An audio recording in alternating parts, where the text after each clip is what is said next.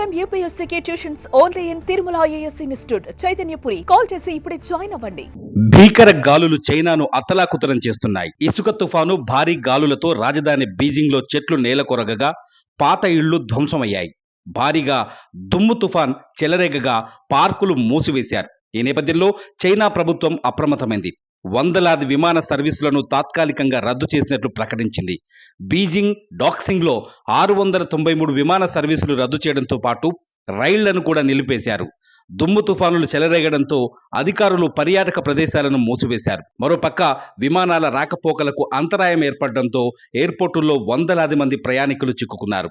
ఎయిర్పోర్టులోనే నిద్రిస్తున్న దృశ్యాలు సోషల్ మీడియాలో వైరల్ అవుతున్నాయి.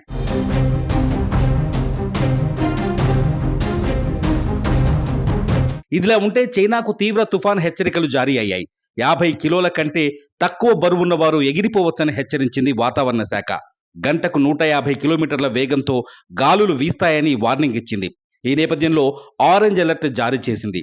భారీ తుఫాన్ హెచ్చరికల నేపథ్యంలో ప్రజలంతా ఇళ్లలోనే ఉండాలని సూచించారు. బయటకు ఎవరూ రావద్దని హెచ్చరించారు. ముఖ్యంగా దేశ ఉత్తర తీర ప్రాంతాల్లో ప్రమాదకర వాతావరణం ఏర్పడే అవకాశం ఉన్నట్లు నిపుణులు హెచ్చరిస్తున్నారు. ఈ గాలుల ప్రభావంతో ఫుట్బాల్ మ్యాచ్లు, ఇతర ముఖ్య కార్యక్రమాలకు ఆటంకం ఏర్పడింది. ఈ నేపథ్యంలోనే దేశ ప్రజలను అప్రమత్తంగా ఉండాలని ప్రభుత్వం సూచించింది. ఎట్టి పరిస్థితుల్లోనూ బయటకు వెళ్లకూడదని, జాగ్రత్తగా ఉండాలని కోరింది. 1951లో నమోదైన రికార్డులను తాజా తుఫాన్ బద్దలు కొట్టింది. ఇదిలా ఉంటే భారతదేశ రాజధాని ఢిల్లీలో కూడా ఈదురుగాలుల బీభత్సం సృష్టించాయి. బలమైన గాలుల కారణంగా పలుచోట్ల భారీ చెట్లతో పాటు పాత భవనాలు నేలకొరిగాయి. ఈదురుగాలుల ఎఫెక్ట్తో ప్రతికూల వాతావరణం కారణంగా దాదాపు 205 విమాన సర్వీసులు ఆలస్యంగా నడిచాయి. విమాన రాకపోకల ఆలస్యం కారణంగా ఎయిర్పోర్టుల్లో ప్రయాణికులు తీవ్ర ఇబ్బందులు ఎదుర్కొన్నారు.